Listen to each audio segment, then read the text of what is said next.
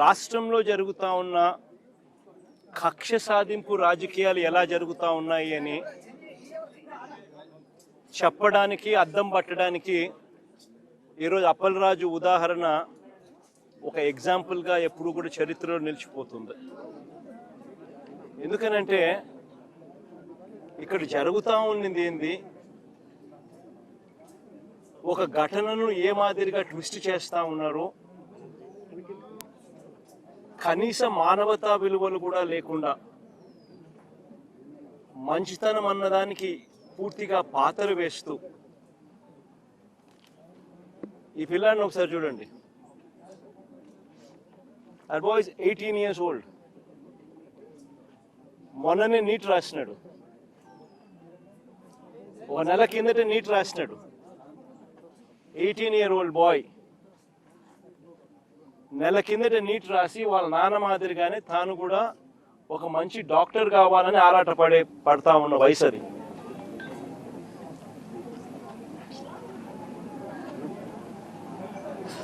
తెలుసో తెలియకో పొరపాటున ఓ యాక్సిడెంట్ జరిగితే ఆ యాక్సిడెంట్ని ట్విస్ట్ చేసి ఆ యాక్సిడెంట్లో కుట్రకోణం యాడ్ చేసి కుట్రకోణంతో పాటు హత్య చేశాడు అని చెప్పి, హత్యాయత్నం నుంచి హత్య చేశాడు అని చెప్పి ఏకంగా కేసును ట్విస్ట్ చేసి అప్పలరాజు కుటుంబాన్ని హెరాస్ చేయడము ఎంత మటుకు ధర్మం అని నేను అడుగుతా ఉన్నా.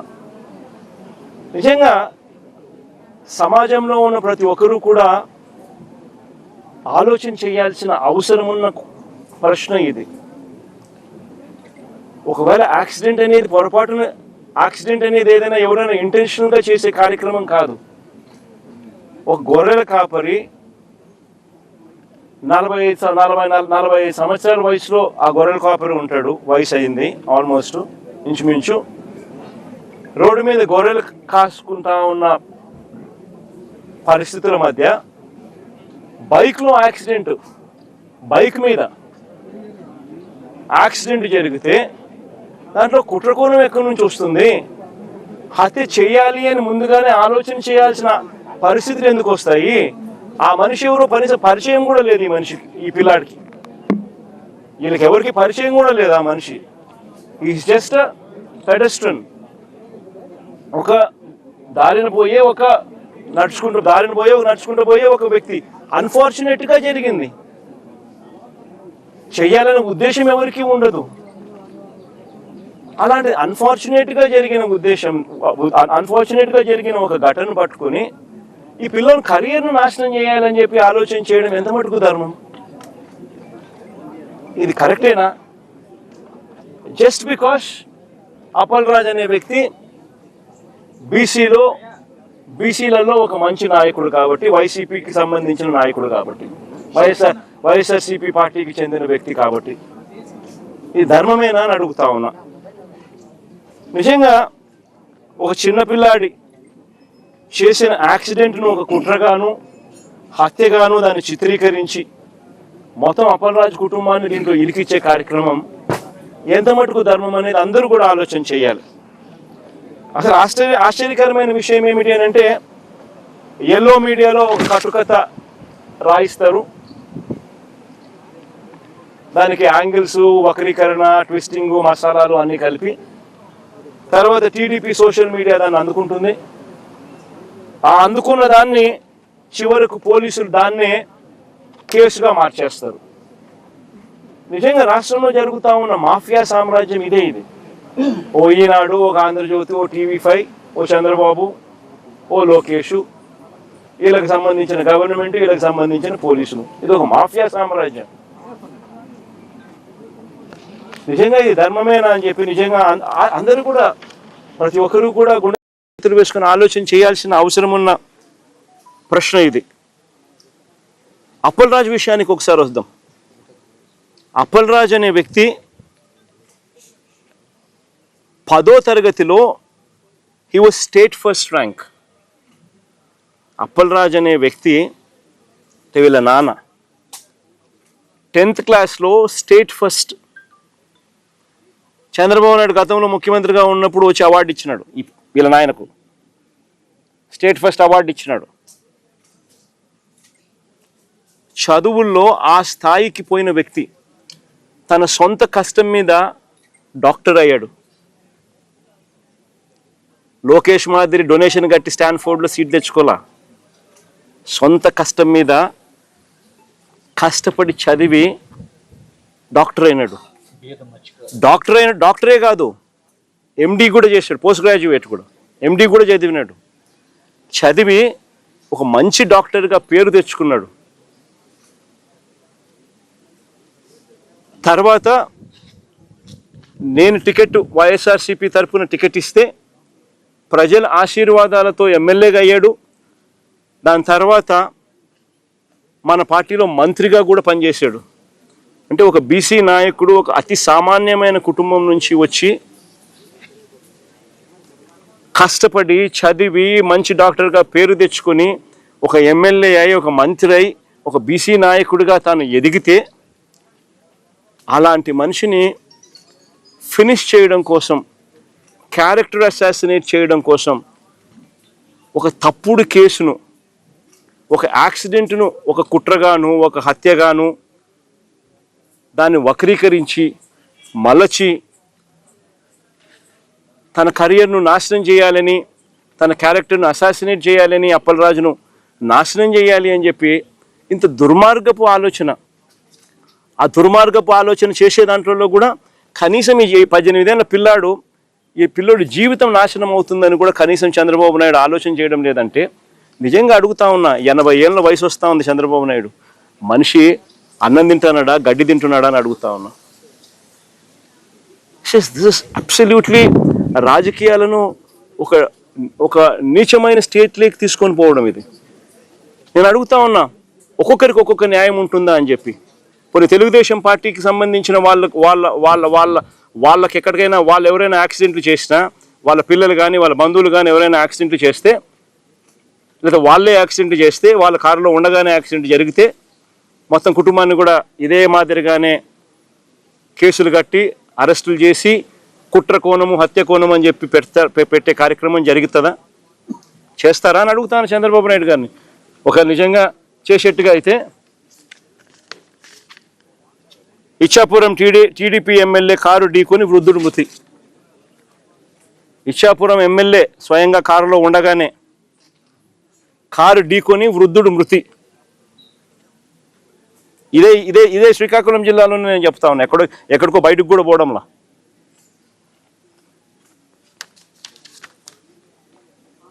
(31/12/2024).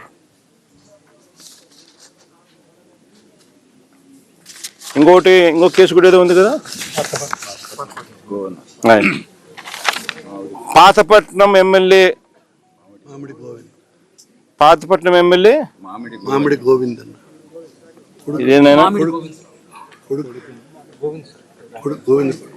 ఇదేంటి? కొడుకును తప్పించి డ్రైవర్ని పాతపట్నం ఎమ్మెల్యే ఇదే జిల్లాలోనే, ఇదే తెలుగుదేశం పార్టీకి సంబంధించిన పాతపట్నం ఎమ్మెల్యేకి సంబంధించిన మరో కారు యాక్సిడెంట్. మళ్ళీ వాళ్ళలో అక్కడ ఎవరిని అరెస్ట్ చేసినారు? ఒక్కొక్కరికి ఒక్కొక్క న్యాయం వర్తింపజేస్తే నిజంగా బతకదు, వ్యవస్థ అనేది బతకదు. ఒక చెడు విత్తనాలు నాటుతూ ఉన్నారు. ఈ చెడు విత్తనాలు రేపొద్దున వృక్షాలు అవుతాయి. మీరు ఏదైతే నాటుతూ ఉన్నారో రేపొద్దున అది ఒక వృక్షమై మొత్తం సిస్టమ్ని నాశనం చేస్తుంది. అబ్సల్యూట్గా అన్పార్డనబుల్, క్షమించరాని తప్పు ఇది. నిజంగా యాక్సిడెంట్ జరిగితే అసలు యాక్సిడెంట్ జరిగినప్పుడు 108కి ఫోన్ చేసింది కూడా ఈ పిల్లోడే. 108కి ఫోన్ చేసింది ఈ పిల్లోడే.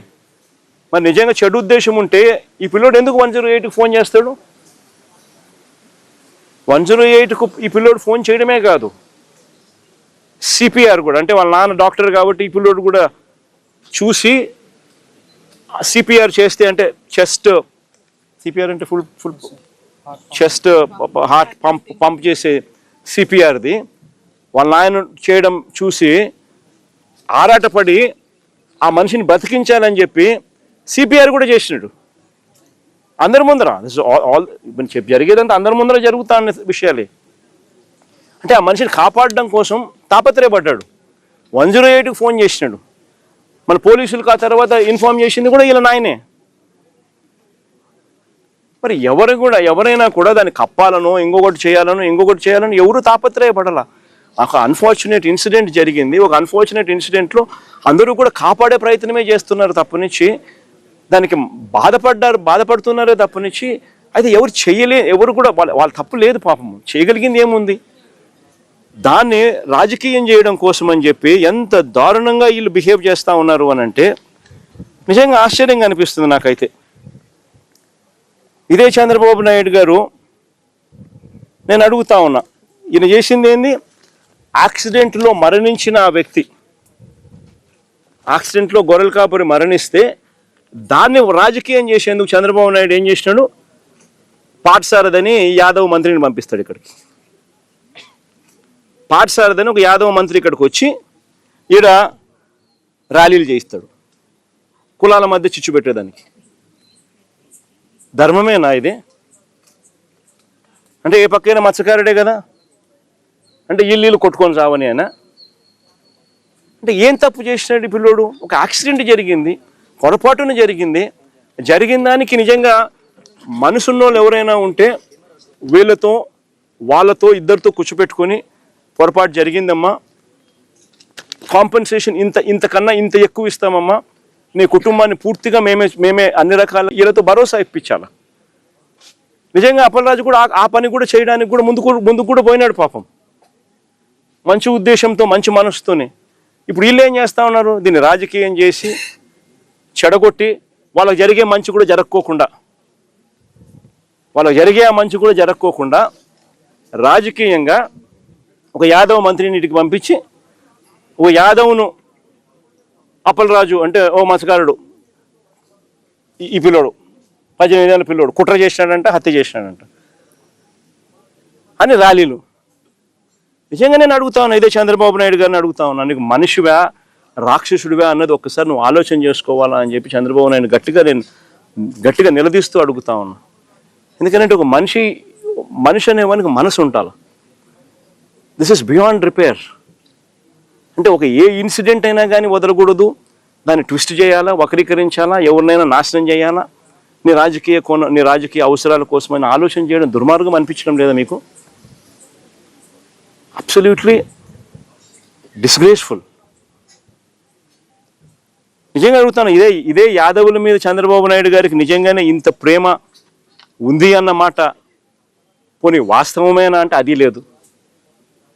మన ప్రకాశం జిల్లాలో యాదవులు గొర్రెలు కాస్తూ ఉంటే, కొన్ని పొలాల్లోకి పోయి ఏదో గొర్రెలు కాస్తూ ఉంటే చంద్రబాబు నాయుడుకి సంబంధించిన వాళ్ళు యాదవులను కొట్టినారు ప్రకాశం జిల్లాలో. It's been reported. కొడితే కేసు ఎవరి మీద పెట్టినారు తెలుసా? కొట్టడం మీద కాదు, యాదవుల మీద కేసు పెట్టినారు. నిజంగా నేను మనిషికి యాదవుల మీద నిజంగా ప్రేమ ఉందా అని అడుగుతా ఉన్నా. విశాఖపట్నం మేయర్, మొట్టమొదట యాదవ మేయర్ చరిత్రలో ఇంతవరకు ఎప్పుడు విశాఖపట్నం మేయర్గా ఒక యాదవ కులస్తుడు ఎప్పుడు మేయర్ కాలా. ఫస్ట్ టైం వైఎస్ఆర్సీపీ ప్రభుత్వంలో వైఎస్ఆర్సీపీ చేసింది ఒక యాదవ మహిళను మేయర్గా. ఈయన ఏం చేసినాడు చంద్రబాబు నాయుడు? ఆయనకు నెంబర్స్ లేకపోయినా ప్రలోభాలతో ఏం చేసినాడు? ఆమె దింపేసినాడు. ఇదే యాదవుల మీద ప్రేమ? అంతెందుకు, విశాఖపట్నంలో వైఎస్ఆర్సీపీ యాదవ భవనం కోసం విశాఖపట్నంలో ల్యాండ్ ఇచ్చింది. ఆ ల్యాండ్కు శంకుస్థాపన చేసినారు, పనులు కూడా ప్రారంభమైనాయి. చంద్రబాబు నాయుడు వచ్చినాడు, క్యాన్సిల్ చేసినాడు. ఈ మనిషికి యాదవుల మీద ప్రేమ? అసలు యాదవులు కాదు, అసలు బీసీలు అంటే కూడా ఈ మనిషికి లెక్కలేదు. కొన్ని మత్స్యకారుల మీద ఏమైనా ఉందా అంటే లేదు. మత్స్యకారుల లీడర్లను నాశనం చేయడం, కుట్రలు పని వాళ్ళను కుట్ర కోణంతో వాళ్ళను చరిత్రహీనులుగా చేసే కార్యక్రమం చేయడం. మొన్న విశాఖపట్నంలో మత్స్యకారులు చనిపోతే 7 మంది వేటకు పోయి అందులో 6 మంది చనిపోతే కనీసం మానవత్వం చూపలా. ఒక మంత్రి పోలే కనీసం ఆ ఇళ్ళ కాడికి వాళ్ళని కనీసం ఓదార్చడానికి. పోయింది జగన్ అక్కడికి. ఈ మనిషి ఎవరి మీద ప్రేమ లేదు, అసలు పేదవాడు అనే పేదవాడి మీద అసలు ప్రేమే లేదు ఈ మనిషికి. బీసీలను ఓట్ బ్యాంక్ కింద వాడుకుంటాడే తప్ప బీసీల మీద ఏమాత్రం ప్రేమ లేదు. నిజంగా బీసీల మీద ప్రేమ ఉంటే అక్క చెల్లెమ్మలకు 0 వడ్డీ పథకం, అందరికన్నా నష్టపోయేది బీసీలే, బీదోళ్ళే. ఎలక్షన్ మేనిఫెస్టో ఒకసారి చూడండి. 0 వడ్డీని 3 లక్షలు కాదు 10 లక్షలకి పెంచి చేస్తానని చెప్పి 0 వడ్డీ ఇస్తానని చెప్పి మేనిఫెస్టోలో కనిపిస్తుంది. 2 ఏళ్ళు అయింది, 3వ సంవత్సరం. ఇంతకు ముందు ఇస్తా ఉన్న 0 వడ్డీ కూడా రద్దు చేసినాడు. పొదుపు సంఘాల రుణాలు తగ్గిపోయినాయి. 20,000 చిల్లర కోట్ల నుంచి వైఎస్ఆర్సీపీ ప్రభుత్వ హయాంలో 49,000 కోట్లకు మేము తీసుకొని పోతే, ఈ ప్రభుత్వం వచ్చిన తర్వాత చంద్రబాబు నాయుడు గారి హయాంలో 49,000 కోట్ల నుంచి పొదుపు సంఘాల రుణాలు ఈరోజు తగ్గిపోయి 49,000 నుంచి 30 చిల్లర కోట్లకు వచ్చింది. 39,000 ఎంతో తగ్గిపోయి. చేయూత లేదు, ఆసరా లేదు, 0 వడ్డీ లేదు. గతంలో వైఎస్ఆర్సీపీ హయాంలో ఉన్న పథకాలన్నీ రద్దు. ఫీజు రీయింబర్స్మెంట్ బకాయిలు దాదాపుగా 9,000 కోట్లు ఉన్నాయి. విద్యా దీవెన, వసతి దీవెన బకాయిలు. పిల్లలు చదువులు మానేస్తా ఉన్న పరిస్థితులు, చదువులు చదవలేక. అందరికన్నా నష్టపోయేది బీసీలే. ఈయన బీసీల గురించి మాట్లాడేది. మత్స్యకారుల కోసం వైఎస్ఆర్సీపీ ప్రభుత్వ హయాంలో మత్స్యకారుల కోసం ఎప్పుడు జరగని విధంగా 10 ఫిషింగ్ హార్బర్లు, ఎప్పుడు జరగని విధంగా 10 ఫిషింగ్ హార్బర్లు, 4 పోర్ట్లు, మన హయాంలో 6 ఫిష్ ల్యాండింగ్ సెంటర్లు మనం ప్లాన్ చేస్తే, కట్టడం మొదలెడితే, ఈ మనిషి వచ్చిన తర్వాత ఏం చేస్తూ ఉన్నాడు? ఇదే శ్రీకాకుళం జిల్లాలోనే మూలపేట పోర్టు ఎవరు మొదలుపెట్టినారు? ఇదే శ్రీకాకుళం జిల్లాలోనే బోడగట్లపాలెం, మంచినీళ్ళపేట ఫిషింగ్ హార్బర్లు ఎవరు తీసుకొచ్చారు? వైఎస్ఆర్సీపీ ప్రభుత్వం. ఈయన ఏం చేస్తూ ఉన్నాడు? స్కాములు చేస్తూ దానికి అమ్మకానికి పెట్టినాడు. స్కాములు చేయడం కోసం స్కాములు చేస్తూ పోర్ట్లు అమ్మకానికి, ఫిషింగ్ హార్బర్లు అమ్మకానికి, మత్స్యకారుల జీవితాలను సర్వనాశనం చేయడానికి కోసం ఈ మనిషి రెడీగా ఉన్నాడు.